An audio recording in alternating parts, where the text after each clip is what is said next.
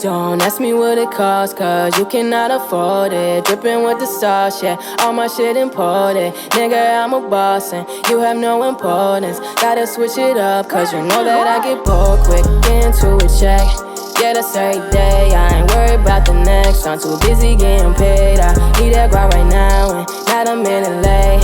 I've been broke so long, that's why I cannot wait. Fuck it up, yeah, yeah, fuck it up. Fuck it up, yeah, yeah, fuck it up. Fuck it up, yeah, yeah, fuck it up. Put your hands together, make some noise for your headliner, Rashid Wesley Jr.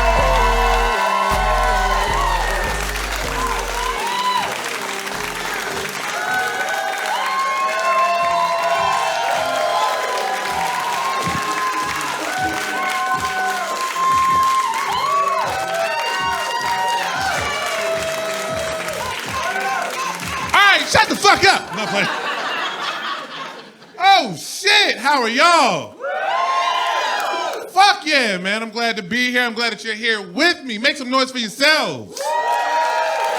Fuck yeah, man! Let's get the night started. Real quick before we even get started, real quick question: if you're ready to get the summer started, make some noise. Your summer's gonna be whack as fuck if that's the noise you're making. Make some noise. I like that. Okay. Second question, who has kids? Notice a considerable lack of enthusiasm on that second question. Because the people from the first question and the second question are not the same motherfuckers. Look, I got kids myself, and coming from us parents hate you non-kid having motherfuckers in the summer. We do, okay? You out here living your best life because you don't got no coochie fruit running around. Meanwhile, for us, summer is just remember how fun we used to be season. That's all it is for us. It's not fair. You out here living your best life on your 12th mimosa. Meanwhile, I'm trying to fight this little motherfucker to get into the public pool. Have all these dirty ass people in this pool. You out here white girl wasted. I'm swimming in piss soup right now. What am I supposed to do with that? Like, I just want my summer back, man. Like, I do. I love my daughter to death. I really do. I love her. But I know as a kid, summer school is the worst. There's nothing worse than summer school. But as a parent, I have never wished more that my daughter was a fucking idiot. I wish so bad she was fucking dumb, okay? I have been setting her up all year for summer school. I said school, not camp. Because I want this motherfucker out my house, but I don't want to pay for it. Okay? Fuck, I'm sending you to gymnastics camp for. You can do cartwheels in the yard for free. But I've been sabotaging her all school year long. Hiding her book bag, changing her alarm clock, all types of shit. Home alone and her just hoping that she fails. And this little motherfucker had the nerve to pass. They're disrespectful is what it is. I was so mad. I read her good report card like bad news. I did. I walked up straight to her teacher. I'm like, what the fuck is this? What is this? Huh? What is this? You gave her an A in math? You know she don't know her fucking numbers. She can't count.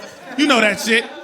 And I know that because I've been giving her all the wrong answers on her homework this year. She's like, Daddy, what's 12 times 12? I'm like, 18. She's like, I don't think that's right. I'm like, who you gonna listen to, me or the white man? Who you gonna listen to about these numbers? It's not fair.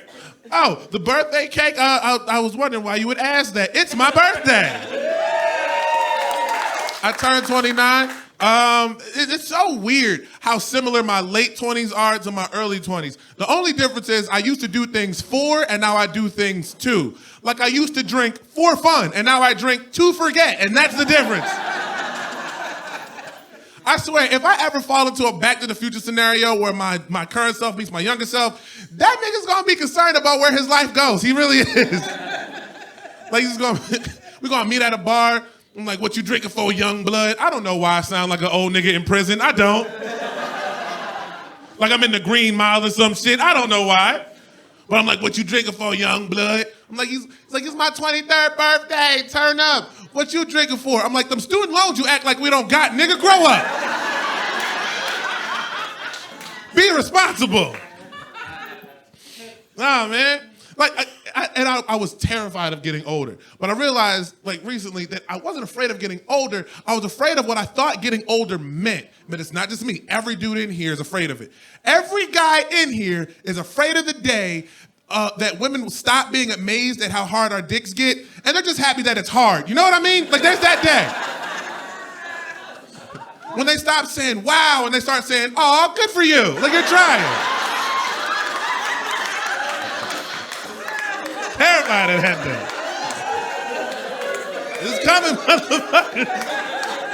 It's coming.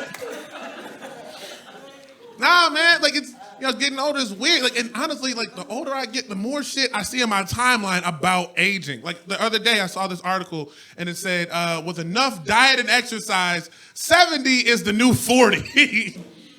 Yeah, and as a black person, that's scary. Because you telling me that there's motherfuckers out here who remember when we had separate water fountains and can beat my ass? I don't need that kind of shit. Scary as fuck. I'm used to these young, wet behind the ears racists, the ones that vape and carry tiki torches and shit. I can deal with them.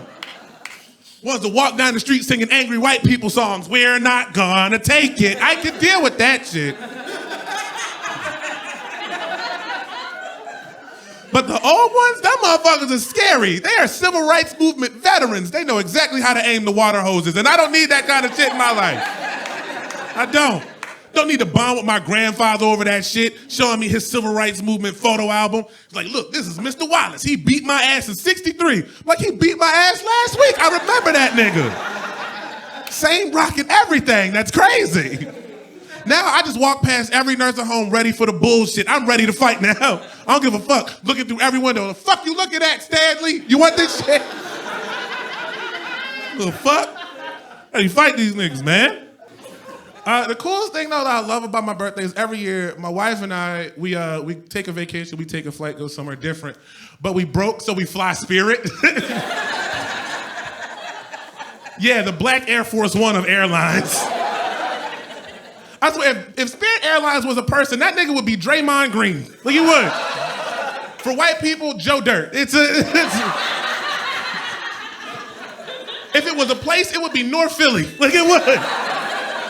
Every time you take a flight, you free to move about the cabin, dickhead. Like it's a thing. Let me tell you how hood Spirit Airlines is. It's the only airline I've ever been on that makes you put yourself on airplane mode before you can take off.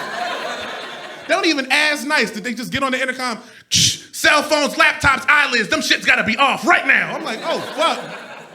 I thought they was playing, so I opened one eye mid-flight. The flight attendant was like, nigga, you gonna kill us all. I'm like, oh, fuck. Oh, fuck, I don't wanna die. Our co-pilot wasn't even a pilot. It was just an old Mexican lady doing the rosary. Praying that we landed safe. But we landed fine. And it's like, I was like, all right, thank God I can start my vacation. I'm looking forward to it. Then that hood-ass pilot got back on the intercom. This nigga just goes, yeah. Welcome to Orlando, dickhead. Enjoy your nut-ass vacation. I'm like, all right. Spirit fucked up flying for me. Like, Spirit single-handedly turned me into a road trip nigga. I can't do it no more. One of my favorite places to go, though, I love New York City. Like, New York City is, yeah, hell yeah. How boring is the place that you live in when you give it up for another town? That's like being an Eagles fan and like rooting for like, I don't know, the Giants. Like at least them niggas win every once in a while. Nah, man, I love New York, but it's crazy. The one thing I learned about New York, their drug dealers are built different out that motherfucker, yo. They got these things called weed vans. You ever seen like a weed van before? Yeah, they just sell weed, like just marijuana on motors, like it's a thing. Like it's weird. Yeah, so like one day, I'm walking down the street minding my business, and I see a black dude hanging out the window of an RV. And the first thought in my head is like, oh shit, black people are camping now? That's what we doing? Like tents, campfire, s'mores, the whole shit, we doing that. Okay, cause see, like, I don't know if y'all notice, black people, we don't fuck with the woods like that. Like we don't fuck with trees, we don't even fuck with hiking, for real. I mean, we used to hike like a couple hundred years ago, our ancestors did. But back then we just called it escaping. Like we just Like all my friends, they got like nature YouTube channels. I'm like, are you really experiencing nature if dogs aren't chasing you? Like, are you? Imagining like Harriet Tubman got her own nature YouTube channel. Just like, look, y'all, they right behind us, but we this close to the north. But if you like this video, click like and subscribe. Make sure to smash that notification button. But I'm just minding my own business. He looked, but then this motherfucker, we lock eyes like it was a Pokemon battle or some shit. Just, you know what I'm saying? And this motherfucker just goes, you want to get high. And I'm like, man, you can't Jedi mind trick me into drugs, motherfucker. He was really on some these are the munchies you looking for type shit. What the fuck am I supposed to do with that?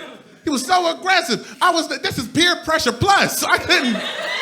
The DARE program did not prepare me for these niggas. It didn't. I was ready for that peer pressure we saw in them commercials when we grew up. Like some kid reading comic books on a stoop and like the jocks roll up on him. It's like, hey kid, put down those comic books and smoke weed with the rest of us. And he says some dorky shit like, no thanks, sobriety is my superpower. And just walks away. I was ready for that. I could deal with that. But this man, he had no time for that. He had no finesse in his drug sale game. He tried to sell me weed like an angry scam likely call. Like it was just, hey, we've been trying to contact you about your turn on this blunt. You gonna take it or not? What the fuck? So abrasive. He saw that I hesitated, and he handed me his card, and that's when I knew I would never buy weed from this man because he was too professional. No lie, this motherfucker's card said Killer Kush Incorporated. Like, I'm like, that's a fire name, but you can't buy weed from a nigga with a tax ID. Like, you can't buy weed from a nigga who pays his taxes. Like, Scarface didn't have an LLC. Read the rule book, nigga. But I wanted to be nice, so I looked him up, and he actually had a fucking Yelp review. Yeah, it wasn't good. The review said the weed was trash. It was. But the van was a hybrid, so, you know, 2 out of 5 stars would not smoke again. And I was like, all right.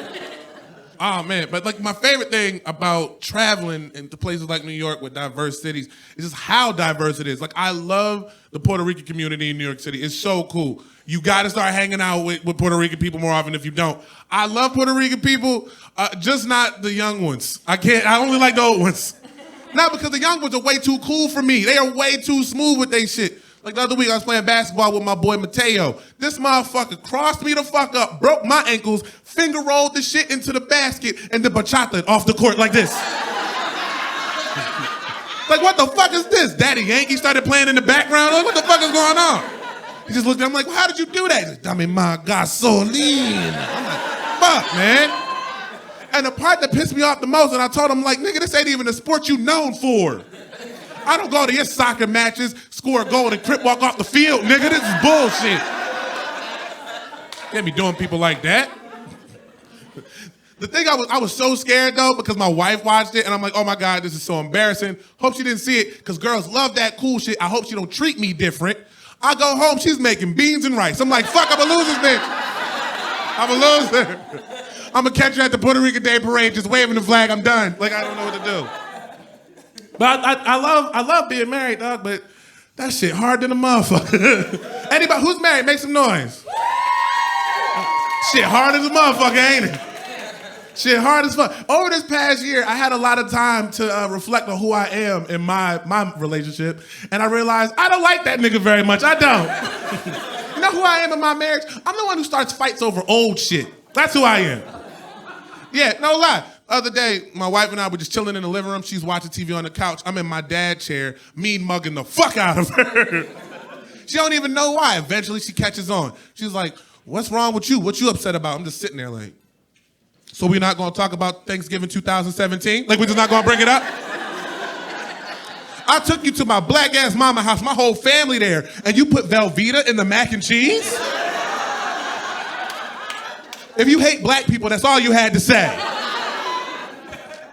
Now, my wife is on the complete other end of the spectrum. Like, at the beginning of the quarantine, she thought it was gonna be fun, because she thinks we're friends, which is stupid. It's really fucking dumb.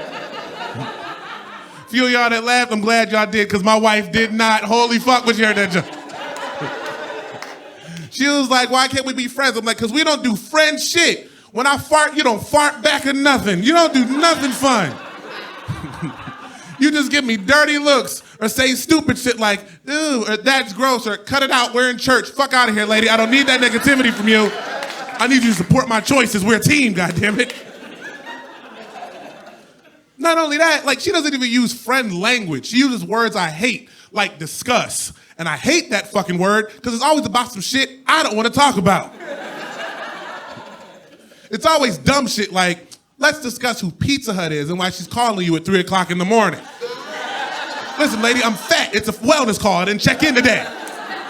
Let me live. It's never fun stuff like, let's discuss which one of my friends you'd like to have a threesome with. I'm like, I could get down with that discussion. For a few of y'all that laughed, I'm glad y'all did, because it's all funny until you give a name. Yeah. My wife asked that question as a joke, and I fucking answered her like a dumbass. It's like, who would it be? I'm like, Lindsay. Lindsay, that's the one. Like, why Lindsay? I'm like, because she's got a black girl's ass with a white man's credit, all right? I'm doing this for us. Now, you want this Tesla or not? Fuck, man. Ah, man, like, I'm realizing now, like, the biggest issue with us is that we're just really different. Like, I'm from the city, she's from the mountains, so everything about us is a culture clash. Like, she's used to this mountain wildlife or some shit that y'all got around here. Like, mountain lions on meth, bears and wife beaters. I don't know what the fuck y'all on, but that kind of shit. I'm from the city. We ain't have no wildlife in the city. We had one animal in my house. It was a rat, and his name was Tim. He wasn't even my pet. He just lived there. Yeah, that's fucked up. You ever been 6 years old, walking in your kitchen trying to get a bowl of cereal and a rat walk out? Like, that's fucked up. Looking at you like you fucked up. Just looking like, yo, y'all out of milk. I don't know what the fuck y'all doing. Like, I'm trying to get my wife around to the idea that, like, dude, I can't be everything that you want me to be. I'm just a regular dude. I'm a regular guy. Like, if you're a regular dude, make some noise. It's okay if you're a regular guy. Hell yeah. You ain't rich. You ain't famous. You kind of ugly. Your dick don't work that good. It's okay. I love my man's energy. He was like, my dick is mid and I'm proud of it. I love it. But that's okay, because we don't have these same problems that these rich dudes, these famous high-profile guys have. Like my wife, she be watching that Kardashian show. She's like, oh my God, Khloe Kardashian's boyfriend, Tristan Thompson, he's such a basketball player, but he keeps cheating on her. Oh my God, it's so sad. What do you think? And I'm like, what do I think? I think this wouldn't be happening if she was fucking a mailman. That's what the fuck I think. No, nobody would have cheated. Nobody would have fucked the mailman. How does that discussion even work? Like, babe, I think you cheating on me with somebody at your job. He's gonna look at you like, cheating on you with somebody at my job. Have you seen the bitches they put in these mail trucks? Who am I cheating on you with, Darlene? I'm cheating on you with Darlene now. She pulled up to work yesterday in a do-rag, goddammit. In the break room trying to borrow my wave brush. I'm not cheating on you with her. Like, well, maybe it's somebody on your route then. It's like, baby, nobody wants to fuck the mailman. All I do is bring bad news. Who tried to fuck the dude who just told you that your cable about to get cut off? Like, thanks for the head, baby. By the way, them Xfinity niggas looking for you. Like, I just... I'm gonna do that shit.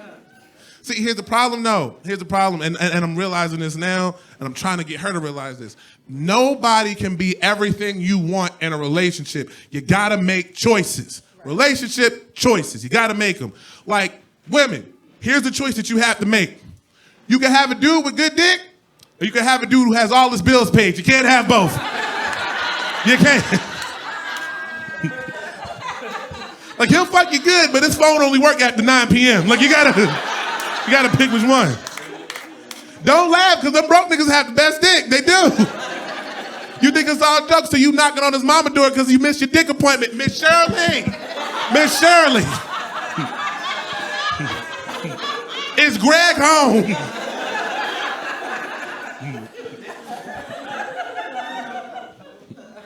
Fellas, you got a choice too, brother. And it's a hard one. You can have a woman who's mentally stable or a woman with a fat ass. You can't have both. You cannot have both. God don't give with both hands like that. I'm sorry, player. He don't. He don't. Like, yeah, she could be mentally stable up here, but it's gonna sound like you taking a screenshot every time you hit it from the back. It is.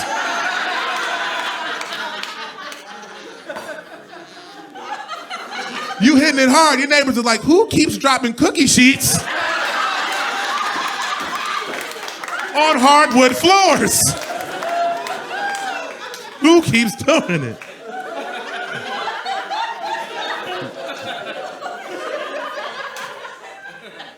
Or you can have a woman with a fat ass, but she's gonna try to stab you no less than 3 times during your relationship. Now you at the doctor trying to explain what happened. Doc, my girl stabbed me. He's like, I know. I follow her on Instagram.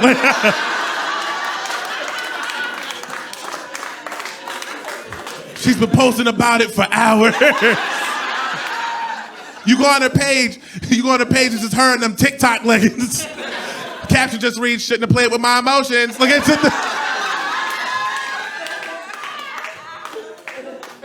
this thing, man. Getting married is hard. But my favorite thing though about my wife, and I have to admit it, my wife has the coolest job, the most important job. My wife is a nurse. Give it up for nurses, man. Hell yeah. Nurses are amazing. And thanks to her, I was able to get vaccinated very early in the process. So I was super happy about that shit. But my wife is white, and I am a paranoid black man. So you know I made her take that shit first, right?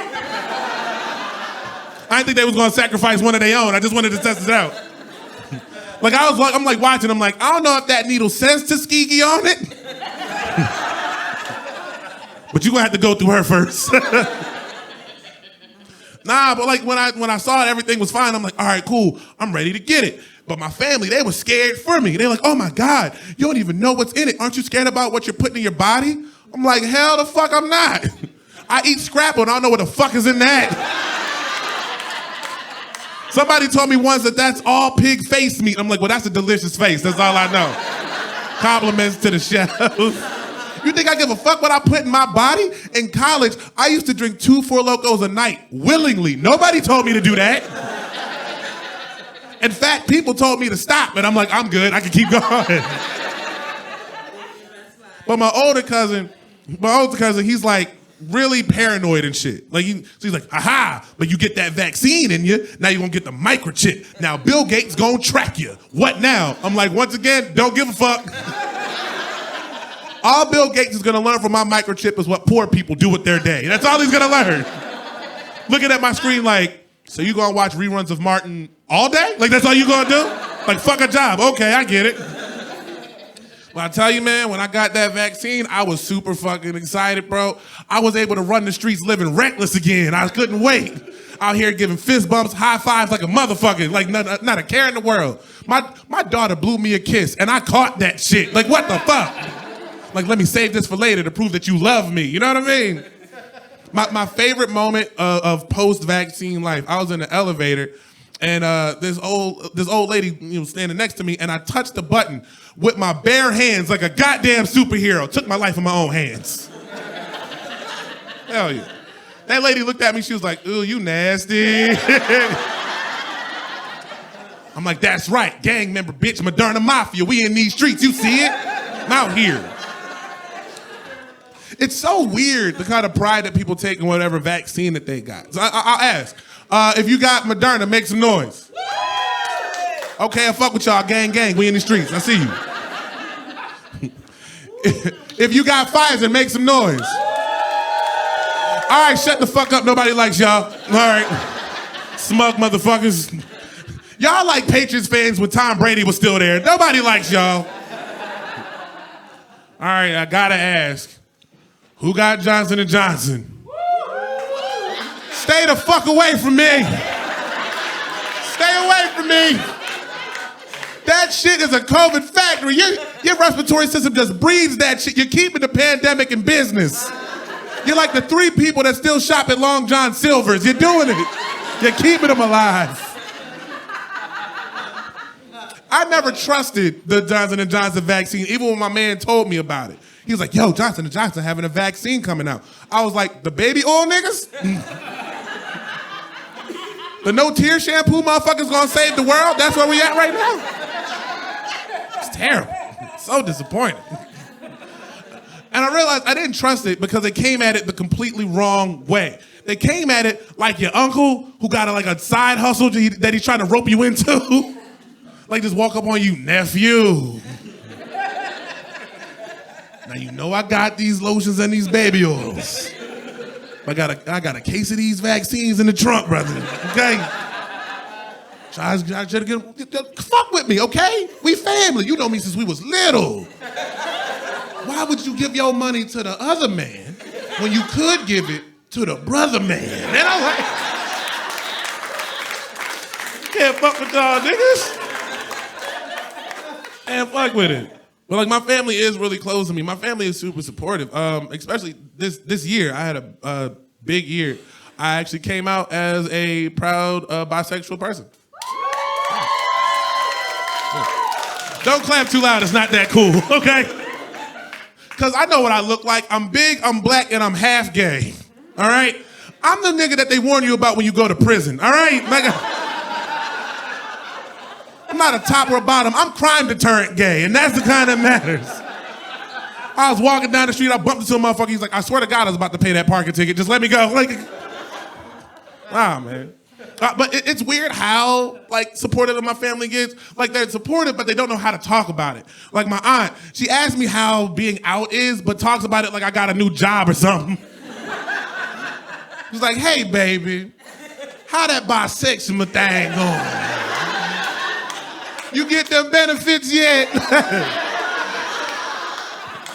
I'm like, nah, auntie, they still got me on that 90-day probation. My family is actually very religious. I grew up in a very religious family. Anybody else? Anybody grew up very religious? Cool. Now see, the thing is, my pastor is like a part of my family. So when I started doing stand-up, he was mad as hell at me. I was like, I'm telling jokes. He was like, you doing comedy with cussing, drinking? You going to hell. I was like, nigga, we got the same job. What the fuck is your problem? We both give our shitty views into a microphone for money. The only difference is my job has better drinks. Every week you come around with that same box of Franzia. This is the blood of Jesus. I'm like, does Jesus come in Hennessy? I'd much prefer Hennessy. You serving bottom shelf. You serve box wine Jesus. My Jesus is top shelf. I serve Grey Goose Jesus. That's the one I serve. But growing up in the church, I got a lot of conflicting messages, shit that didn't really make sense when you put it together. All right, for the sake of what's happening, you're gonna be my church. Is that all right with y'all? Okay, cool. So my pastor would say some shit like, God is a black man. Amen? Amen. But then he would also say some shit like, God is always on time.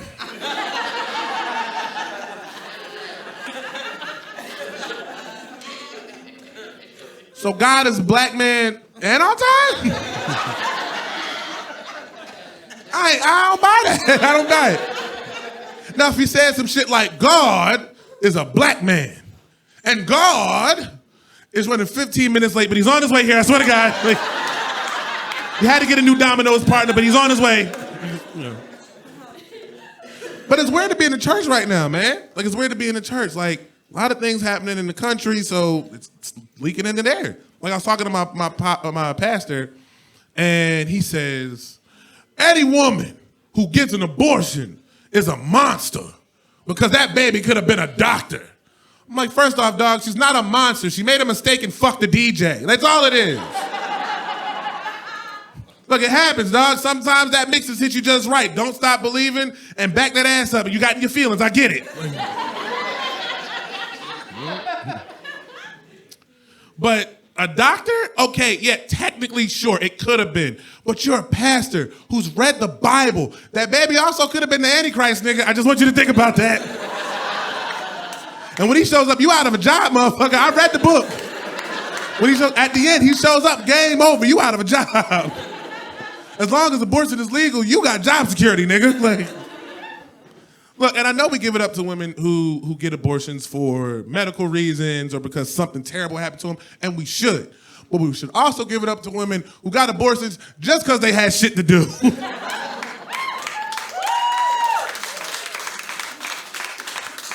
I'm just saying, a baby will really fuck up your hot girl summer, you know what I mean?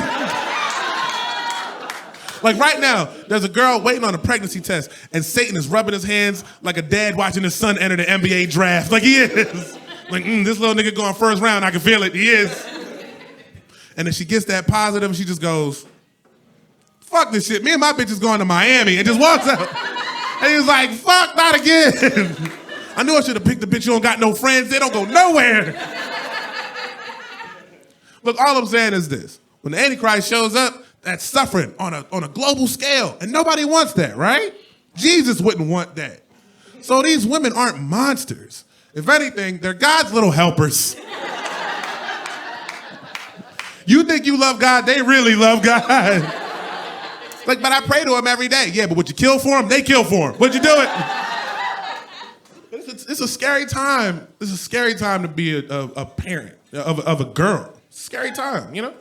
Like, and I hate this shit because my daughter already got it bad enough as it is. Like, my daughter is interracial. Her mom is white, her dad is black, so she don't get the full range of nigga magic powers that we get. You know what I mean? Like, she don't get black girl magic, she gets black girl sleight of hand. It's, you know, simple street magic of race. Now I nigga, now I don't. Where'd it go, you know? Where are my rights? Behind your ear, like it's a thing.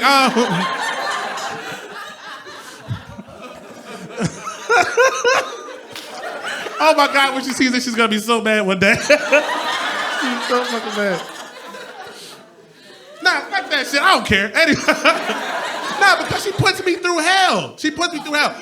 Any parent in this room can tell you this one simple fact. Every child will always show their ass right before Christmas. Always act the fuck up right before they get some free shit. My mother is in the front row, and she's like, yes, you were a dickhead in '97.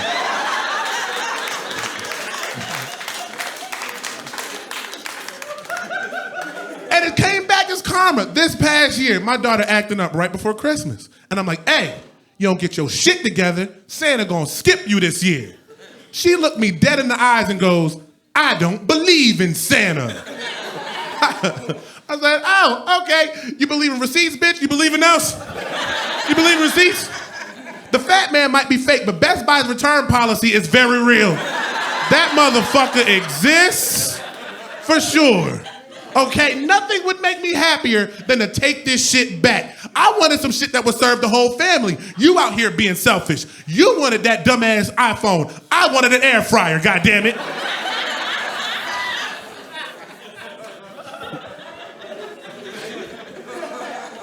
Not to mention, taking your shit back would make my Christmas wish come true, okay? You telling me I can get my money back and make a small child cry? Merry fucking Christmas to me.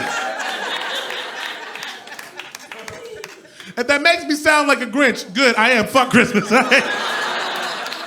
know what?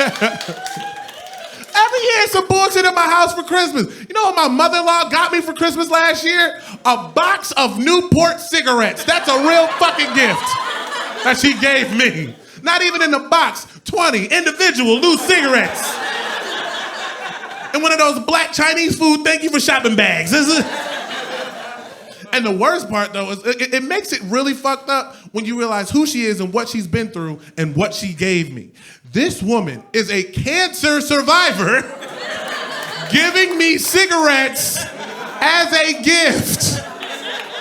It's like she was saying, Merry Christmas, nigga, kill yourself. Like that. But slow so I can watch. Like it's fucking every time, man. That's why I low-key feel family is hell, bro. Family is hell. Like, my dad wasn't around a lot, but now that I got my own traveling circus of assholes I call a family, I get it. I understand. I call my dad, I'm like, I get it now. He's like, how'd you get this number? Click. It's a thing. It's a thing. But I get it. Like, so, and everything that my daughter put me through, I love her, but I don't fucking like her. okay? Like, I love her to death. She's my whole world. But I'm also at the point where I stopped telling her to use seatbelts. Like, that's where I'm at. My daughter was like, Daddy, don't you want me to buckle up? I'm like, I don't give a fuck what you do, to be honest. I'm doing 65 and brake checking regardless. You better figure this shit out on your own. She's like, but Daddy, what happens if we get into an accident? I'm like, well, first you're gonna put this bottle under your seat and stop being a fucking snitch. That's what the fuck you gonna do. You gonna learn about your Miranda rights today. I'm trying hard, man. I'm trying to find ways to improve my parenting. And it keeps coming to me in weird ways. Like, y'all gonna think I'm crazy, but going to the strip club has made me a better father. It's like watching daddy issues in motion. It's okay. Like, every time I walk out that bitch, I'm like, I gotta go read my daughter a bedtime story. Let me go do that. Every time she's like, why you got glitter on your shirt? I'm like, it's pixie dust. Don't worry about it. I don't even like strip clubs, bro, because every time I go, I have a bad time, for real. Worst strip club I ever went to, I walked in, and I knew it was gonna be a bad strip club, because none of the strippers had fucking stripper names. None of them. You go to a strip club, you think you're going here, give it up for Mercedes, let's hear it for Crystal. Nah. As soon as I walk in, the DJ goes, hey, yo, straight off of probation. Give it up for Cheryl. Like, what the fuck? It was also gonna be a bad strip club because it was gross. It had wall-to-wall carpeting in that bitch. Like, what? Yeah, which is a rule I don't like when there's loose pussy around. That's a rule that I have. You want your genitals out, put that shit on the hardwood. I can mop that, I can clean that. I can swear for that. You know what I'm saying? And it was weird too because like you could tell it wasn't its original color, like it faded over time. It's like looking at a picture of Sammy Sosa today and then a couple like years ago, it's like this wasn't the color that you was, nigga. Like it wasn't it. The one cool thing about that carpet was that it taught me something. I didn't know something could be squishy and crunchy at the same time. It was, yeah, it was gross. Every step I took, I felt like Godzilla crushing 1,000,000 daycares. Just, it was great. This strip club was so bad, the strippers didn't want to be in that motherfucker. I saw a stripper giving a dude a lap dance and on TurboTax at the same time. Look at what. Not even a phone version, a full fucking laptop out, just long stripper nails clickety-clacking away. Asking this nigga for advice. Are edible panties deductible? Like this. And he ain't want to be there because he answered her. He's like, well, it depends. Was it pina colada or strawberry flavor? Like, the thing that threw me off the most about that place was that this lady, I got asked for a dance, and it threw me off because she had a deep fucking smoker's voice. Like, super deep. Like, she just walked up on me and just goes, excuse me, Big Daddy, you want to dance? I said, fucking dance, bitch. Why do you sound like Beetlejuice right now?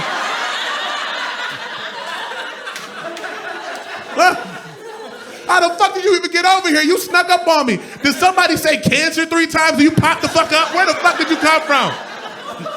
I know you didn't walk over here because I didn't hear the carpet squish crunch. So where the fuck did you come from? The only reason she left me alone was because she had to go back to the stage. DJ gets on, Diane, because she had a regular name too. But he had to say it 3 times. It's like, Diane, get your ass to the stage. She looks at me, it's showtime. I'm like, all right, bitch. That's my time, guys. You have been amazing.